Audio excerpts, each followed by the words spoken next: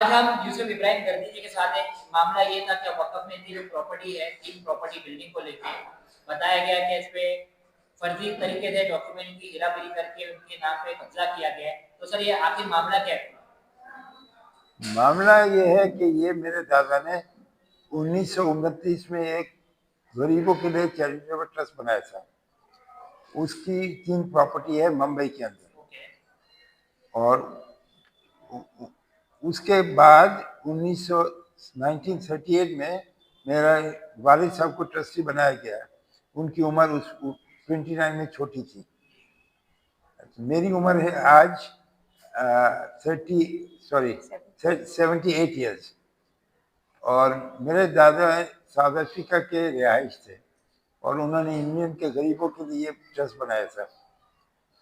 जब मुझे पता लगा कि यहाँ पे गलत लोग ट्रस्टी बन गए हैं और उन्होंने तीनों प्रॉपर्टी पे कब्जा किया और उसको गलत इस्तेमाल कर रहे थे, पैसे सब अपने लिए फायदे के लिए इस्तेमाल कर रहे थे और गरीबों को पैसे नहीं मिल रहे थे, तो मैंने कंप्लेंट फाइल की।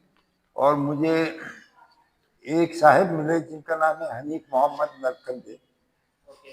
उन्होंने मुझे इंट्रोड्यूस किया हनीफ इंचार्ज इस्माइल पटनी से कि वो तुम्हें वक्फ बोर्ड के ऑफिस भेजेंगे और आपका चेंज रिपोर्ट पे नाम दर्ज करवा देंगे। जब उनके साथ मैं गया वक्फ बोर्ड के ऑफिस में, तो वहाँ पे चीफ एग्जीक्यूटिव जो उनके थे उनका नाम था तडवी साहब। तो उनके पास में गया तो उन्होंने कहा कि आप नई चेंज रिपोर्ट फाइल करें और अपॉइंट करें नई ट्रस्टी। तो उसके हिसाब से मैंने नई ट्रस्टी अपॉइंट किए, जिसमें मैंने मेरा नाम, मेरी वाइफ का नाम और दो बेटों के नाम लिखे एज ट्रस्टी। और हनीफ मोहम्मद नरखंदे और इंचार्ज इस्माइल पटनी को मैनेजर बनाया। तो वो मैंने साइन कर दी। तो तडवी साहब ने कहा इसको नोटराइज करवा लो डॉक्यूमेंट को। तो इंचार्ज पटनी मुझे नज़दीक एक नोटरी चौधरी नाम से है, उसके पास ले गए। तो मैंने वहाँ नोटराइज करवा लिया डॉक्यूमेंट। और फिर उन्होंने कहा हम चेंज रिपोर्ट आपके वक्फ बोर्ड के ऑफिस में जमा कर देंगे। तो मैं मेरी होटल चला गया, इसलिए कि मैं नॉन रेजिडेंट हूँ। इंडिया में मैं 2-3 दफ़ा आता हूँ। और इन्होंने क्या किया कि वो चेंज रिपोर्ट पे फौजरी की और नई चेंज रिपोर्ट बनाई, जिसके अंदर इन्होंने मेरे 40 सिग्नेचर किए और अब दोनों ने अपना नाम बना दिया ट्रस्टी। मैनेजर निकाल के ट्रस्टी का नाम डाल दिया, मुझे पता नहीं लगा। तो मेरा केस चल रहा था औरंगाबाद में वक्फ बोर्ड के पास। तो वहाँ ट्रिब्यूनल में मैंने कहा भाई मुझे बताओ क्या हो रहा है। कहता है ये फाइनल ऑर्डर आएगा तब मुझे पता लगेगा। खैर ट्रस्टी के हिसाब से सिर्फ हमारी दादा के बेटे और उनके बच्चे ट्रस्टी बन सकते हैं। तो सब जो इन्होंने ट्रस्टी बनाए थे जाली साइन करके वो गलत बिल्कुल बनाया है। इसमें वो दूसरे भी 4-5 ट्रस्टी हैं, वो भी ट्रस्टी लीगल नहीं है। इसके बाद जब मुझे पता लगा, ऑर्डर आ गया मेरी फेवर में औरंगाबाद ट्रिब्यूनल से, तो मैंने देखा कि यहाँ तो पटनी साहब और नरखंड साहब दोनों ट्रस्टी बन गए हैं। तो मुझे बहुत ताज्जुब हुआ, मैंने कहा ये कैसे हो सकता है। तो फिर मैंने पुलिस में कंप्लेंट फाइल की। मैंने कंप्लेंट फाइल की, इन्होंने मेरे साइन फौजी किए, मेरा गलत एड्रेस लिखा है, पत्नी ने मेरा एड्रेस अपने घर का दिया है, ये सारा टोटली गलत है। और मुझे बहुत अफसोस हुआ।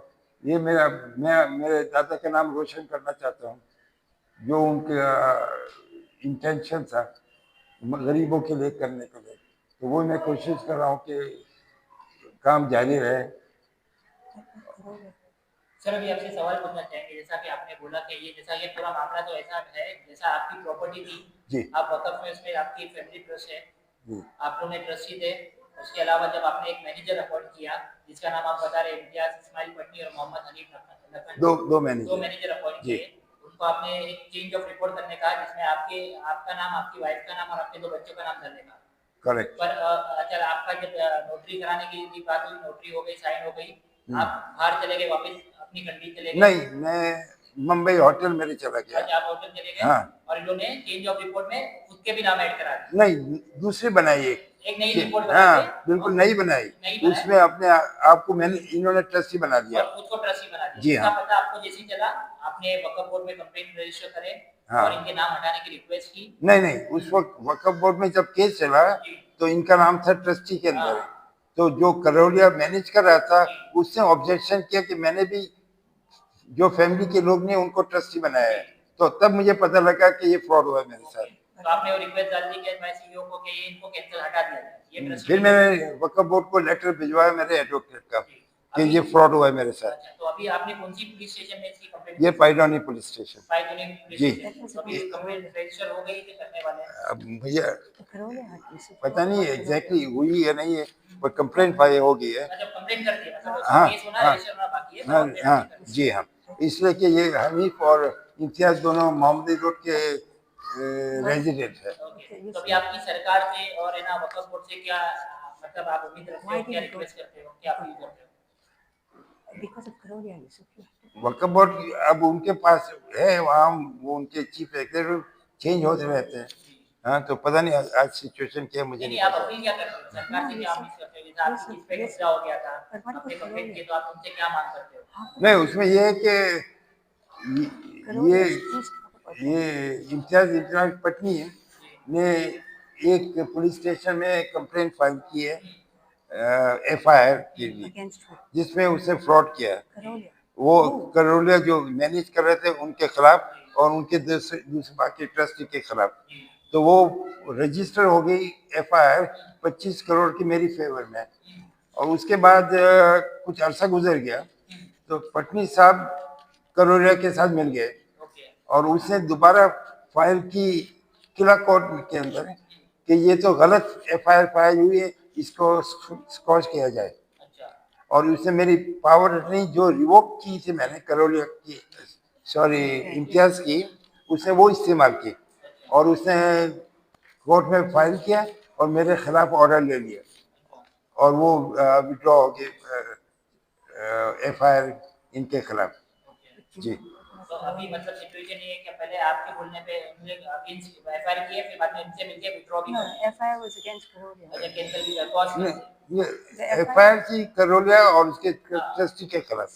जी, 7 trustees. 7 ट्रस्टी के खिलाफ की थी। तो अभी आप इस पे और उसमें ट्रस्टी कोई मौलवी लोग भी हैं, उन्होंने भी फ्रॉड किया है। अच्छा, हाँ, इसमें मुझे बहुत डर लगता है मौलवी लोगों से। अच्छा, हाँ। तो अभी पूरा मामला 25 करोड़ का मतलब 25 करोड़ से ज्यादा होगा आज, ज्यादा होगा। वो तो उस टाइम 25 करोड़ था। तो फिर भी अपडेट आपको कब तक आएगी कि कब आपकी एफआईआर रजिस्टर होगी इनके आगे, इससे फ्रॉड किया है? इंशाल्लाह बहुत जल्द हो जाएगी, इससे के केस बहुत मजबूत है मेरा। ओके, बहुत बहुत शुक्रिया सर। जी, thank you very much. Thank you for calling. जी सर। हाँ, मेरी एज 78 ईयर्स है और मैं सीनियर सिटीजन और एनआरआई हूँ। मैं अमेरिका के रहिश है मेरी, और मुझे खतरा है यहाँ पे कुछ भी मेरे पास हो गया तो मुझे जस्टिस नहीं मिलेगी और मुझे हेल्थ को भी अच्छी नहीं है, तो पता नहीं इनका क्या सलूक होगा मेरे साथ। तो मैं पुलिस और गवर्नमेंट से रिक्वेस्ट करता हूँ कि मुझे जस्टिस मिलनी चाहिए इस केस के अंदर।